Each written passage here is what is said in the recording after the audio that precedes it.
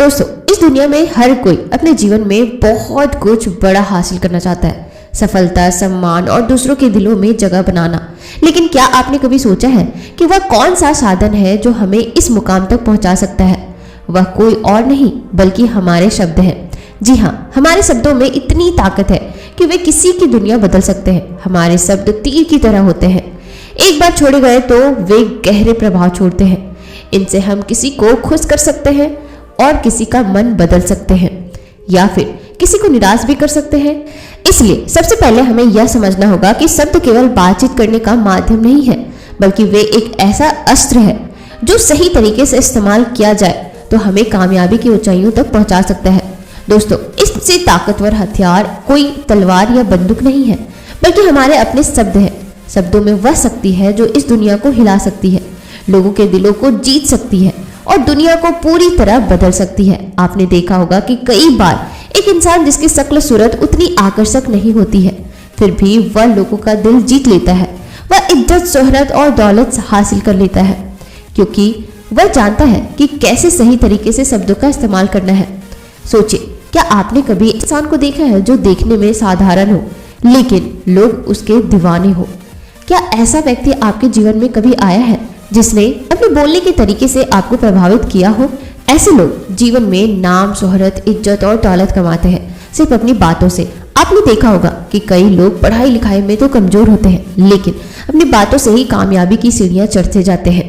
ऐसा इसलिए क्योंकि वे जानते हैं कि सही समय पर सही तरीके से सही शब्दों का इस्तेमाल कैसे करना है।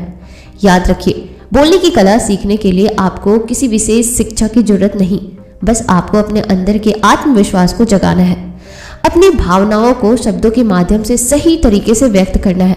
जब आप इस कला में माहिर हो जाते हैं तो फिर कोई भी मंजिल आपके लिए दूर नहीं रह जाती। शब्दों का जादू इतना शक्तिशाली होता है कि वह रोते हुए को हंसा सकता है और हंसते हुए को रुला सकता है। यह वही जादू है जिससे नेता पूरे देश भर में राज करते हैं, कलाकार पूरी दुनिया का दिल जीतते हैं और व्यापारी अपने व्यापार को शिखर पर ले जाते हैं। यह वही जादू है जो हमें हमारे जीवन के हर क्षेत्र में कामयाब बना सकता है। तो चलिए जानते हैं इस कहानी के माध्यम से कि हम बातों से दुनिया कैसे जीत सकते हैं, कैसे हम किसी से अपना काम करवा सकते हैं, कैसे हम किसी को अपना दीवाना बना सकते हैं। लेकिन इससे पहले कि आप कहानी में खो जाए, वीडियो को लाइक और चैनल को सब्सक्राइब जरूर करें। एक समय की बात है, हिमालय की घाटी में एक बहुत ही महान बौद्ध भिक्षु रहते थे। उनकी ख्याति दूर दूर तक फैली हुई थी। एक दिन एक व्यक्ति उनके पास आया और वह व्यक्ति उस बौद्ध भिक्षु से कहता है कि हे गुरुवर, सब यही कहते हैं कि चालाकी से बात करो, चालाक बनो, अन्यथा तुम हमेशा पीछे रह जाओगे। हे गुरुवर, आप ही बताएं कि चालाक कैसे बना जाता है। क्या आप हमें चालाक बनने के बारे में कुछ बता सकते हैं? बौद्ध भिक्षु ने उस व्यक्ति की सारी बातें बड़ी ध्यान से सुनी और उसके बाद मुस्कुराते हुए उस व्यक्ति से कहते हैं, तो मेरी बात बड़े ध्यान से सुनना। जो मैं तुम्हें बताने वाला हूँ वह बहुत ही महत्वपूर्ण है, इसीलिए इसके एक एक शब्द को बहुत ही ध्यान से सुनना और इसे समझने का भी प्रयास करना। इस दुनिया में यदि कोई सबसे ताकतवर हथियार है तो वह है हमारे शब्द। फिर चाहे वह शब्द लिखे गए हो या फिर बोले गए हो, यह शब्द एक ऐसा हथियार है जिसका यदि सही समय पर, सही व्यक्ति पर और सही तरीके से इस्तेमाल किया जाए तो आप अपनी पूरी दुनिया, जिंदगी बदल सकते हैं। और इतना ही नहीं, यदि हम चाहे तो अपने शब्दों को फूलों की तरह भी इस्तेमाल कर सकते हैं और यदि हम चाहे तो अपने शब्दों को तीरों की भांति भी इस्तेमाल कर सकते हैं। हम हमारे कहे गए शब्द गहरे से गहरे घाव भी भर सकते हैं और कभी कभी हमारे यही शब्द गहरे से गहरे घाव भी दे जाते हैं। हमारे शब्द में इतनी ताकत होती है, यदि आप चाहे तो अपने कहे गए शब्दों से किसी की जिंदगी बना सकते हैं और चाहो तो आप अपने इन्हीं शब्दों से किसी की भी जिंदगी बर्बाद भी कर सकते हैं। हमारे शब्दों में इतनी ताकत होती है कि आप चाहे तो दूसरों के जीवन में खुशियां भर सकते हैं और यदि आप चाहे तो अपने इन्हीं शब्दों का इस्तेमाल करके उनके जीवन में दुखों का सैलाब भी ला सकते हैं। आप चाहे तो इन्हीं शब्दों से किसी के रिश्ते भी बना सकते हैं और यदि आप चाहे तो इन्हीं शब्दों से किसी के रिश्ते तोड़ भी सकते हैं। आपके अपने कहे गए शब्द आपको कामयाबी भी दिला सकती है और वही आपके कहे गए शब्द आपको पूरी तरह से तबाह भी कर सकते हैं। शब्द ना केवल एक इंसान को बल्कि पूरे के पूरे परिवार को, पूरे शहर को और पूरी इस दुनिया को बर्बाद करने की और निर्माण करने की ताकत रखते हैं। इसलिए शब्दों को इस दुनिया का सबसे ज्यादा ताकतवर और घातक हथियार माना जाता है। इसलिए हमें अपने शब्दों का इस्तेमाल सही ढंग से करना चाहिए ताकि उसका इस्तेमाल करके हमें और दूसरों को भी भला पहुंचे। और इसीलिए मैं आज तुम्हें शब्दों के कुछ जादू के बारे में बताने वाला हूँ। और अब आपके मन में यह प्रश्न उठ रहा होगा कि क्या शब्दों में भी जादू होता है? तो हाँ, अवश्य ही शब्दों में जादू होता है, लेकिन यह दिखता नहीं है, परंतु इसका असर आपको अवश्य नजर आता है। हमारे शब्दों में कमाल का जादू होता है। यह चाहे तो रोते हुए को हंसा सकता है और हंसते हुए को रुला भी सकता है। किसी की दुनिया में खुशियां भी भर दे तो वहीं किसी की दुनिया में दुखों का सैलाब भी भर दे। शब्दों में एक ऐसा जादू होता है जिससे हर इंसान आपकी तरफ खींचा चला आएगा।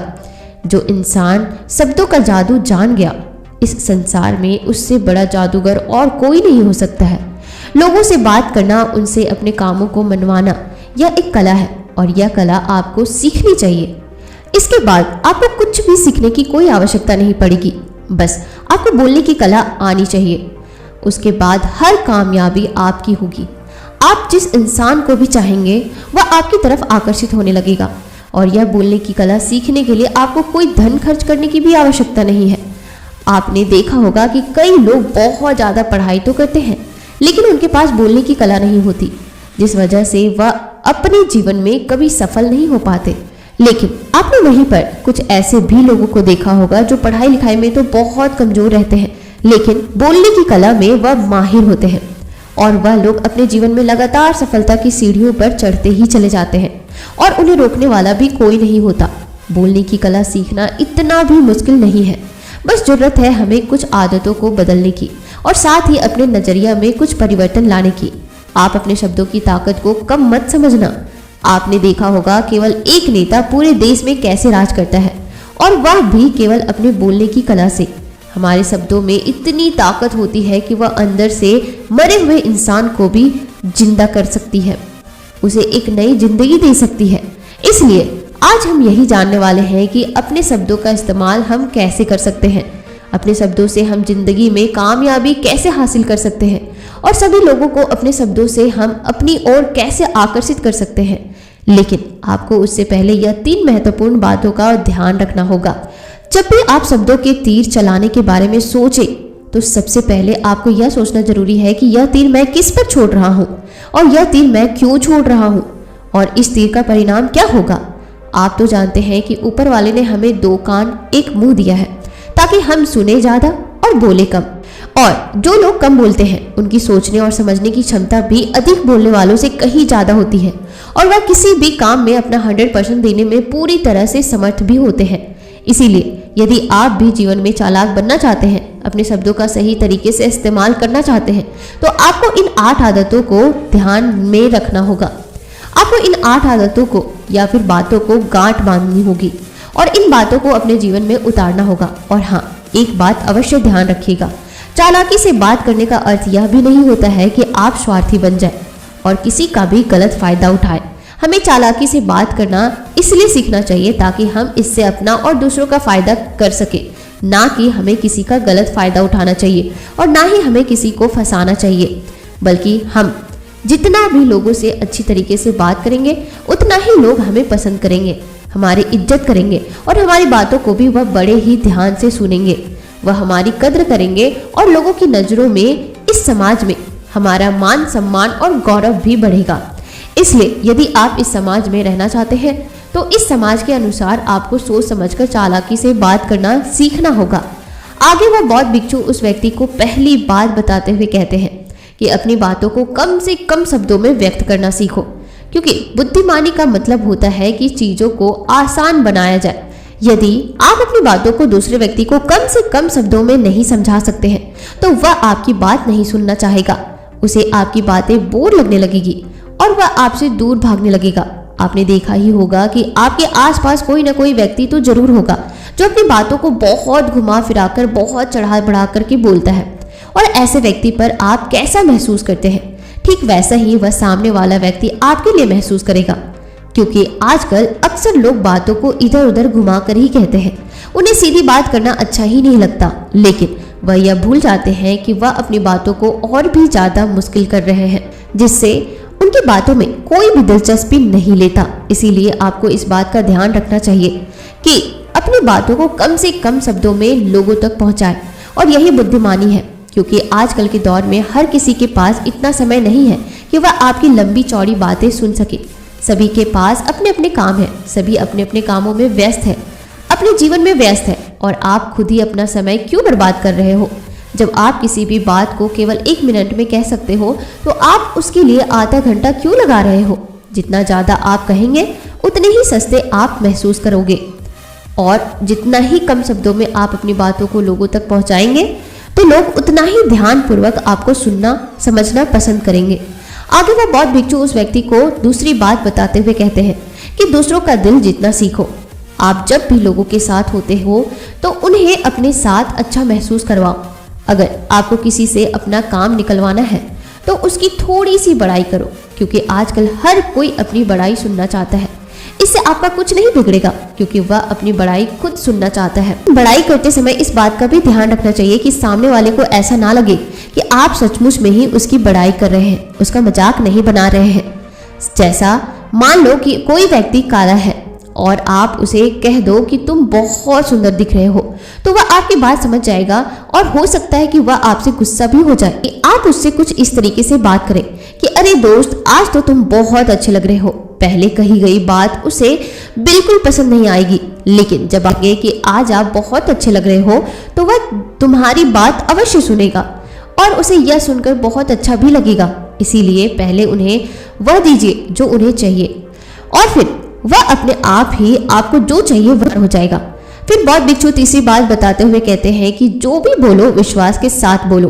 अपनी बात रखने में कभी शर्माओ मत, अपनी बात को पूरे आत्मविश्वास के साथ रखो। आपने देखा होगा कि हम में से कई लोग अपनी बात रखने में शर्माते हैं, फिर भले ही वह उस विषय के बारे में अधिक जानकारी रखता हो, लेकिन वह लोगों से उस विषय के बारे में बात करने में शर्माता है, जिस वजह से लोग उसकी बातों पर विश्वास नहीं करते। उन्हें लगता है कि इसे इसके बारे में बिल्कुल नहीं पता, और वह लोग आपकी बातों में दिलचस्पी नहीं दिखाते, और वह लोग आपको आपकी बातों को झूठ भी समझने लगते हैं। इसलिए आप किससे क्या कह रहे हैं और क्यों कह रहे हैं, यह बात समझना भी बहुत जरूरी है। और यदि आप किसी के बारे में जानते हैं और पूरे आत्मविश्वास के साथ उस बात को रखते हैं, तो सामने वाले व्यक्ति बातों का प्रभाव जरूर पड़ेगा, क्योंकि आत्मविश्वास में ही वह शक्ति है जिससे लोग आपकी बातों पर विश्वास करते हैं, आपकी बातों से ही प्रभावित होते हैं। किंतु यदि आप अपनी बात रखने में शर्माते हैं तो आप कभी भी अपना प्रभाव दूसरे व्यक्ति पर नहीं छोड़ सकते। इसीलिए जब भी आप किसी से बात कर रहे हो तो अपनी बातों को आत्मविश्वास के साथ रखें। आगे वह बौद्ध भिक्षु व्यक्ति को चौथी बात बताते हुए कहते हैं कि अपने शब्दों और अपने वाक्यों में भावनाओं को ढालने की कोशिश करें, क्योंकि जब तक आपके शब्दों में आपके वाक्यों में भावनाएं नहीं होंगी तो वह लोगों के दिल तक कैसे पहुंच पाएगी। और जब आपके शब्दों में आपके वाक्यों में भावनाएं जुड़ी होती है तो वह आसानी से लोगों के दिल तक पहुंच जाती है। इसीलिए आपको अपनी आवाज को उसी माहौल के हिसाब से रखनी चाहिए। यदि आपको लगता है कि किसी वाक्य पर, किसी ऐसी स्थिति पर आपको दुखी होना चाहिए, तो आपकी आवाज में वह नमी होनी चाहिए। और यदि आपको लगता है कि सामने वाला व्यक्ति खुश है और वह खुशी खुशी आपकी बात सुन सकता है, तो आप उससे खुशी खुशी भी बात कर सकते हैं। और दूसरी तरफ यदि आपको लगता है कि कोई व्यक्ति दुखी है और उसके मन को शांत होना चाहिए, तो आपको भी उसके मन को शांत करने वाली वाणी, मतलब कि अपने शब्दों में अपने वाक्यों का इस्तेमाल करना चाहिए। अपनी आवाज में नमी रखनी चाहिए, जिससे आपके मन की बात, आपकी भावनाएं उसके दिल तक पहुंच सके और वह आपकी बात सुनने में दिलचस्पी दिखाए। क्योंकि जब आप किसी का दर्द बांटते हैं तो सामने वाले व्यक्ति को बहुत अच्छा लगता है, और ऐसे समय पर आपकी भावनाएं, आपके शब्द और आपके वाक्य ही अधिक महत्वपूर्ण रखते हैं। शब्द, वाक्य सब एक ही होते हैं, बस इन्हें बोलने का तरीका अलग अलग होता है। जैसे आप अपने पार्टनर से प्रेम से कहते हैं कि मैं तुम्हें कभी नहीं छोड़ूंगा, और वहीं पर अगर आप गुस्से से यही बात कहते हैं, मैं तुम्हें नहीं छोड़ूंगा, तो इन दोनों बातों का मतलब तो एक ही है, लेकिन कहने का तरीका बदल गया है। शब्द तो हर किसी के पास होते हैं, लेकिन सही तरीके से शब्दों का इस्तेमाल करना यही बुद्धिमानी होती है। जो अपने शब्दों में, अपने वाक्यों में भावनाओं को जोड़ पाता है, वही लोगों के दिल में राज कर पाता है।